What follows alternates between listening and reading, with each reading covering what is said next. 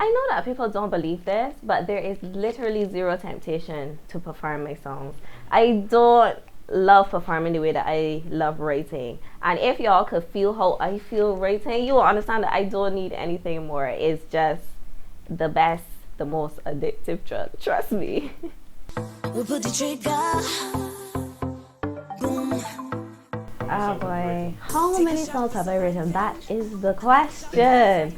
I think it's about 15 released. It could be more, but I think 15 released. I don't know how many in all because all of my songs I get released.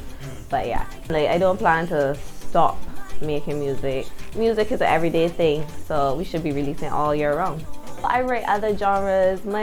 I guess my starter genre is actually island pop, like pop music, R&B, that kind of vibe. But I love writing soca. I think that I could write most music except maybe country music, but willing to give it a shot nonetheless. Yeah, I can write rap. I love rap actually. I listen to rap all the time. So yeah, I feel like I can write rap. That's small. How did you get into songwriting? I am not too sure. I've always been writing. From the time I've known myself, that's always the best way that I could express. But I used to read a lot, and my parents used to read a lot to me from the time I was a baby. So I think that has a lot to do with why words are so important to me. My process might be simple or it might be complex. Sometimes I might want to meditate before I start writing. Sometimes I'm ready to go. Sometimes I need a little time in the studio to just vibe and laugh and kick it. It just depends on the day. I am a very energy-based person. How big of an influence your father has been in your creative ability? Yes, I love my daddy and I really respect Mad as artists, you know. So obviously I would have spent a lot of time with them in the studio, at shows, performances, and they would have thrown me into like working with Bacchanal time and stuff at a really young age. So I was always exposed to that and it influenced me a lot. But I wouldn't say that they never really put their hand in what I was doing. You know, all of them are very kind of like stand back and watch you, and if you start to fall off the cliff, they'll come get me. But my dad doesn't really put that much into my actual writing. I send him songs so that he can hear them. If he has something to say or critique or how it could be better, he would always tell me and I would always listen. He's just really, really proud of the progress that I've made.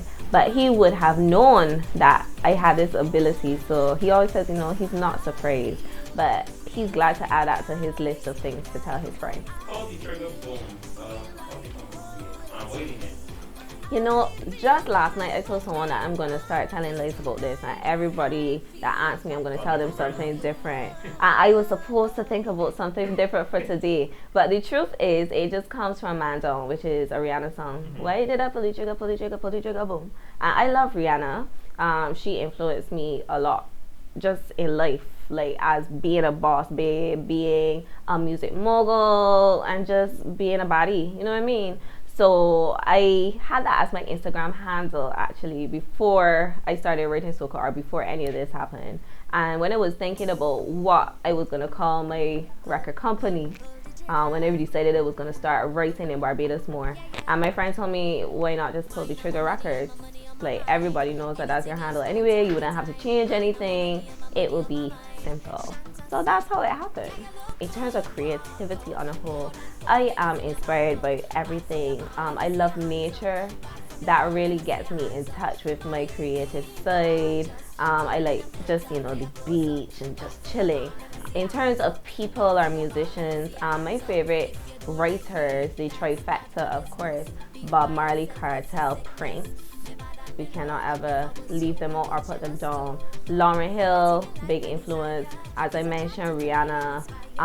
Even like Beyonce, her growth, especially as an artist, from where she would have started with Destiny's Child into who is Beyonce, the icon today. In terms of local, I really love Chantel's pen, and I am a big fan and friend of Sadis. Do I have a favorite song? I can't tell you that. I love all my kids equally. I do have songs that I would have felt great writing. if that makes sense. Like the process for me was more enjoyable than others, or felt less like work. So for instance, Pop Kite, I really feel attached to that song because I was really loving it. I really loved the process, and of course it was with Faith, and I just love working with her. So how we feel about that song is different, it's personal, but it's not necessarily that it is in my mind better than all the rest of my songs.